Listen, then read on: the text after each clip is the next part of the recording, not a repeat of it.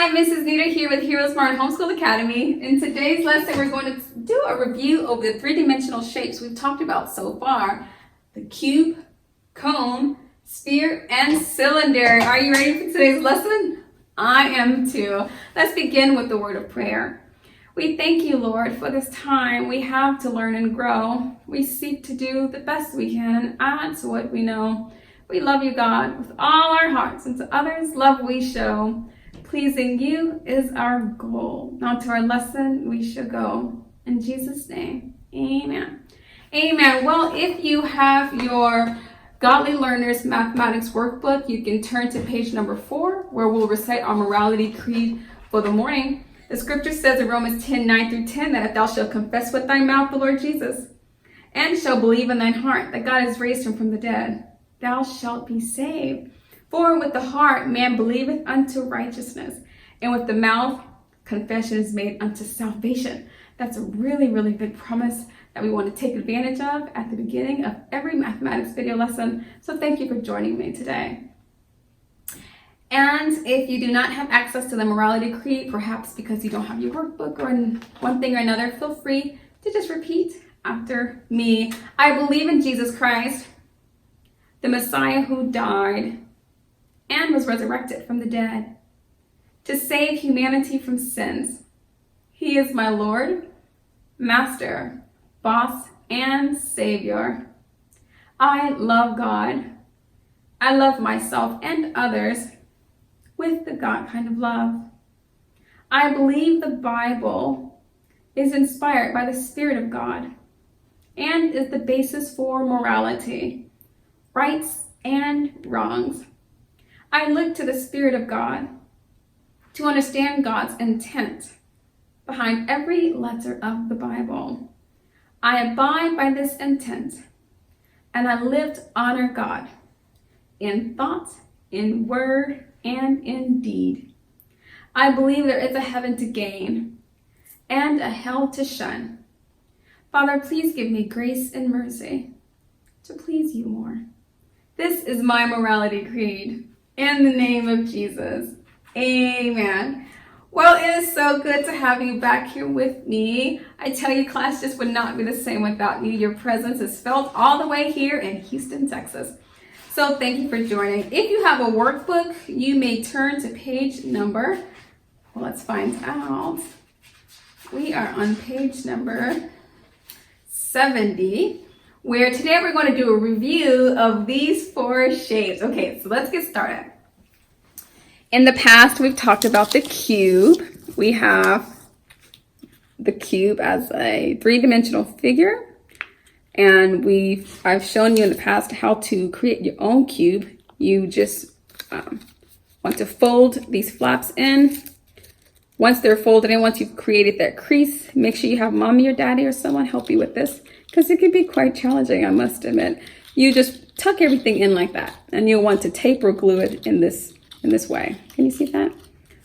And then when you're ready, you can open it back up. So this is the closed or the solid figure. This is the open net, okay? Cube. The cube has 6 faces. 1, 2, 3, 4, 5, 6. It has 12 edges. 1, 2, 3, 4, 5, 6, 7, 8, 9, 10, 11, 12. And it has 8 corners. 1, 2, 3, 4, 5, 6, 7, 8. The cube. Okay, the cone is also a 3-dimensional figure. We've talked about the cone in the past. This is the 3D object. This is the net. If you want to make your own cone, you can find, by the way, you can find all of this in the workbook, at the back of the workbook, in the Math Alive section. You can just print these out and form your own. So what you can do is bring these 2 together. Let's see if we can bring it together a little bit. Something like that. Okay, and then you can just apply tape or anything you want there. And then you'll close the top there to kind of create your own cone. We said that the cone has 2 faces. 1, 2. It has 1 edge once you've closed, because what will happen is you'll close over the first edge to kind of create something like that. So you really only have one edge running along the side, from the bottom to the top. There'll be one edge. And there's one corner because there's one corner at the bottom. So that is the cone. Next, we have the sphere. We talked about this in the past, but I could not seem to get the tape to cooperate with me because it just would not stay. And I'd like to see you try. You can print out your own net. It's in the workbook. Cut it out and form your own sphere. And I'd like to see how yours come out. Perhaps you have a better technique to keep everything enclosed. This is the example we used before. This is also shaped as a sphere. This is the globe. It is an image of the world. The world is shaped as a sphere. And it has large bodies of blue water. And this is not like history or science class. I just think you should know. Huge, all that blue. You have the bodies of water. And then the colorful parts is what we call land. And if you're where I am, you live somewhere in the orange region of the world we call the United States of America. And if you want to be even more specific, if you're really close to where I am, you're going to live somewhere down here in the southern part of Texas. So this is our globe or sphere. The sphere has one curved face because there's just one face all the way around, just one. And it has 0 edges because there are no straight lines. It's a curved object. There are no straight lines. And because there are no straight lines, there can't be any corners because a corner is where 2 lines meet, where my fingertips are. So that, boys and girls, is a sphere. And also we have a cylinder, which is the final 3-dimensional object we'll talk about today. We have the net and the actual 3D object. I'd probably say this is my favorite of them all because it reminds me of my canned beans. And so you have how many faces? You have 1, 2, 3 faces. How many edges? You have, well, once you fold it over, the edges meet. So you still have 2 edges. 1, 2 edges.